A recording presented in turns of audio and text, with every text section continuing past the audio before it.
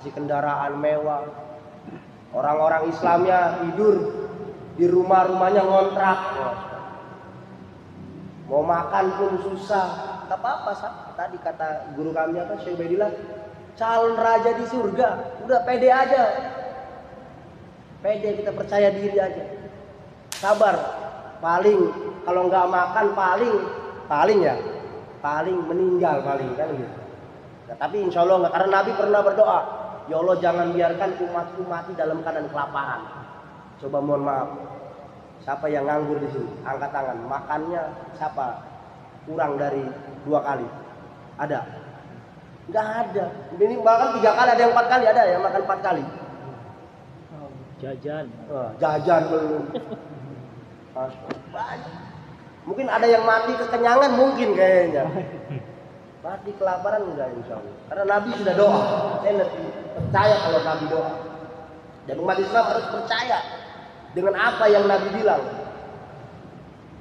Bahkan kita harus waqadabul basar, bohongkan apa yang kita lihat demi membenarkan baginda Nabi Muhammad SAW. Nabi bilang bahagia umat Islam. Umat ini akan bahagia. Orang yang sholat akan menuju kemenangan. Hayya 'ala shalah,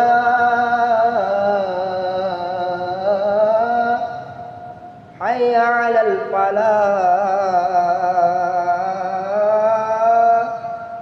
Ayolah sholat, baru marilah menuju kemenangan.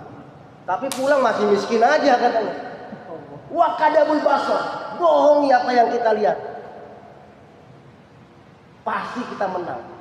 Karena pahala, Pak, kalau dibalasnya di dunia, contohnya kalau kita pahala jadi 1 mobil. Setiap orang Islam doa berbuat baik dapat pahala.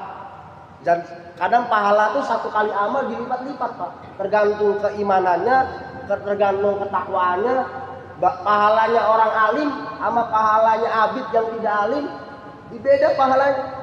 Bayangkan kalau setiap orang Islam pahalanya diganti mobil sama Allah, langsung dikasih di sini. Wah, jalanan penuh dengan mobil, Pak. Karena ndak mampu, dunia ini ndak mampu menampung pahala, ndak mampu. Dunia ini ndak mampu. Maka dikasih surga yang kecilnya, paling kecil surga ini untuk selemah-lemahnya iman 7 kali lipat luasnya daripada dunia untuk orang beriman. Dan kata guru kami, minimalnya akan ditemani oleh 2 juta Pak, 2.500.000 wanita menemani kita di surga. Yang dimana satu wanita itu kalau dia meludah, Pak, maka lautan pik, lautan apa ini? Pik nih. Lautan nih, bukan hanya lautan pik, lautan dunia akan menjadi manis. Bagaimana yang kalau ludahnya kena mukanya kita, Pak? Jowi. Maka bersyukur jadi orang beriman, jangan takut, Pak. Tetap usaha, ikhtiar. Yang kerja tetap kerja. Jangan wah kalau gitu saya enggak kerja saja. Karena ini akan jadi raja di surga kan. Jangan, kita ada namanya syariat. Karena la ilaha illallah ini adalah hakikat, Muhammadur Rasulullah ini adalah syariat. Makanya Sayyidina Abu Bakar itu contoh, sudah jadi pimpinan presiden itu, khalifah, bahkan bukan presiden, khalifah, memimpin dunia, tapi beliau masih kerja meres susu sapi. Masih meres susu sapi. Sempat dimarah bahkan sama umat Islam. Kenapa kok pimpinannya bukan yang ngurusin umat malah kerja katanya? Karena beliau ini nggak mau sampai nanti ditiru sama orang nggak kerja. Maka kita umat Islam kita harus kerja apapun, yang penting halal. Usahakan. Memang kerja ini tidak wajib. Yang wajib ini makan halal. Kalau kita bisa makan halal tanpa bekerja, maka kita nggak apa-apa, nggak kerja. Tapi kira-kira bisa nggak makan halal tanpa bekerja? Nah, kalau tidak bisa maka wajib bekerja. Ada namanya hakikat, ada namanya syariat. Akan tetapi kita tidak boleh yakin dengan pekerjaan itu. Karena hakikatnya yang memberikan rezeki kita adalah Allah Subhanahu wa taala. Yang memelihara kita adalah Allah Subhanahu wa taala. Yang menjaga kita Allah Subhanahu wa taala. Yang menghidupkan kita adalah Allah Subhanahu wa taala. Yang mematikan kita Allah Subhanahu wa taala. Maka di Subhanahu wa taala, keislaman kita ini harus kita idharkan, jelaskan. Bagaimana caranya kita berpenampilan dengan penampilan yang syar'i, berusaha. Orang-orang Islam ya, laki-lakinya tutup aurat dari dengkul sampai pusat. Wanitanya ada yang bilang sampai di luar sholat tutup semua, yaitu bercadar atau minimalnya pakai jilbab, tutup kepalanya wanitanya. Kita latih Pak, latih. Memang berat kalau belum terbiasa, tapi dilatih.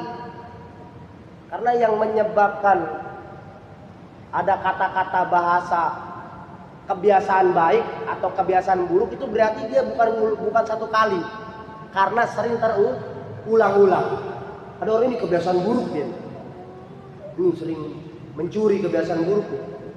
Kenapa dikatakan kebiasaan buruk? Sering mencuri dia. Nah, begitu juga untuk kebaikan. Kalau kita nggak terbiasa, udah biasa pakai peci, udah biasa tutup aurat, karena udah terbiasa biasa itu Pak. Kalau males, malu, pokoknya panas, risih. Kemarin saya ada perempuan baru masuk Islam, dia bilang Ustaz panas pakai jilbab kan. Panas pakai jilbab. Tapi saya enggak marahin. Sabar ya, kamu belum terbiasa. Nanti kalau sudah biasa nanti nggak panas lagi. Oh gitu ya. Dibiasakan.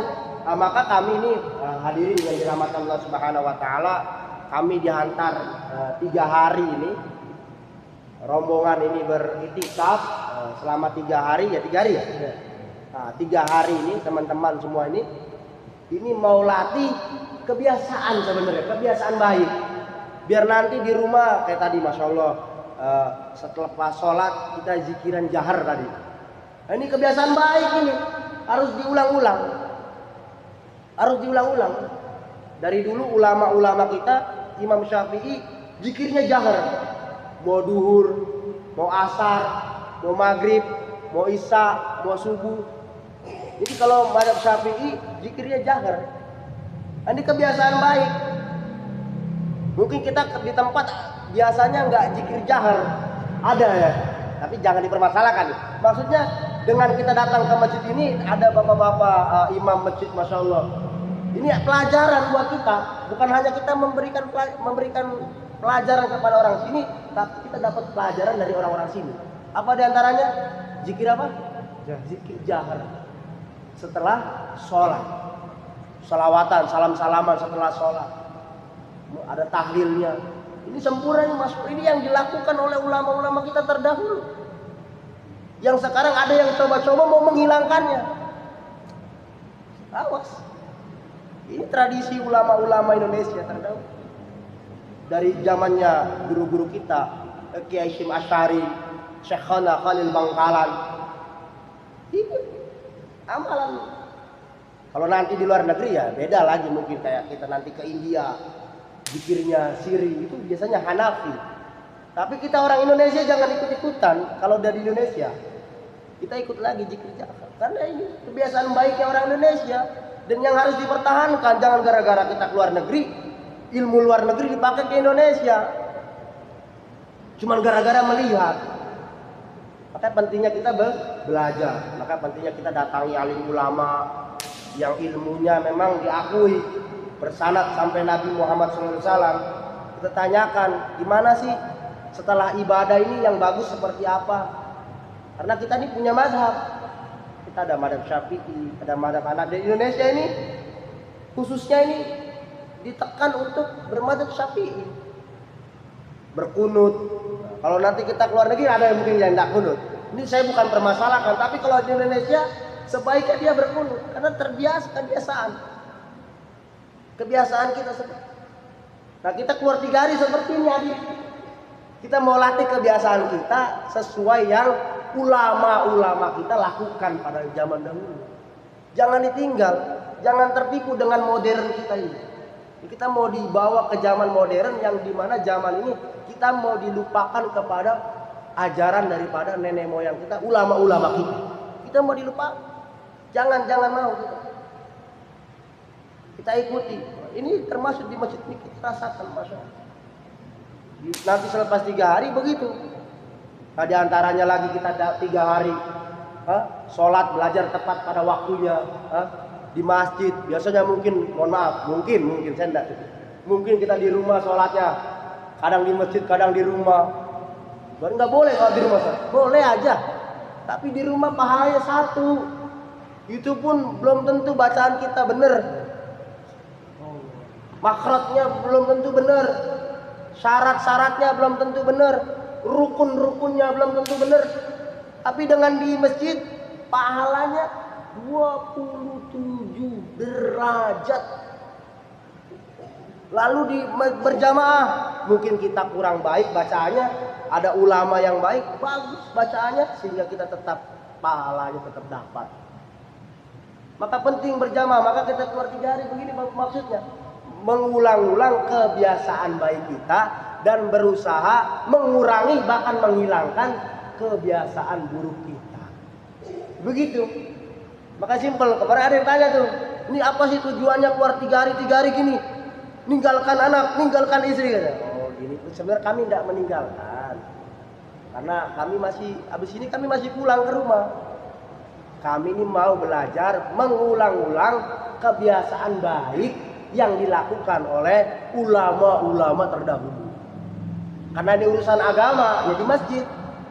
Lihat zikir jahar, lihat orang yang berkunut, lihat orang yang sholat 5 waktu, lihat azan, lihat qomat, lihat sebelum sholat ada qobliyah, badiyah.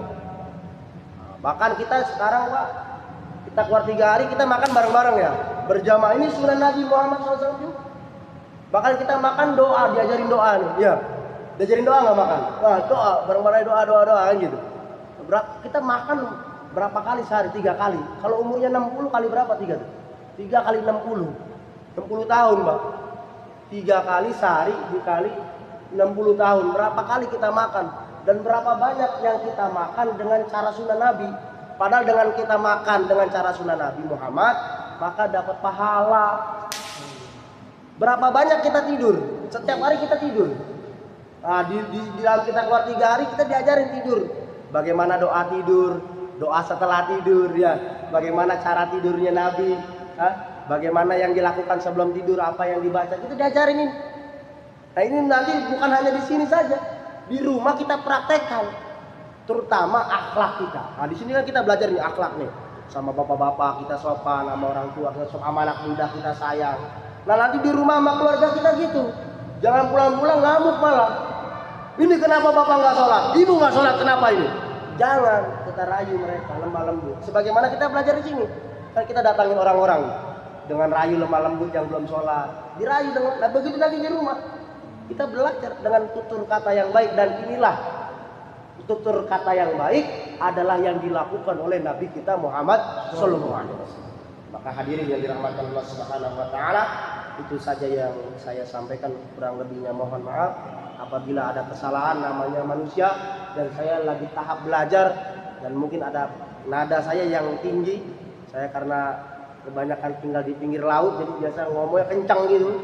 Jadi mohon dimaafkan Pak ya, mohon diikhlaskan. Ada kekurangannya, semoga Allah Subhanahu Wa Taala ampuni kekurangan majelis ini. Allah ganti dengan kebaikan-kebaikan.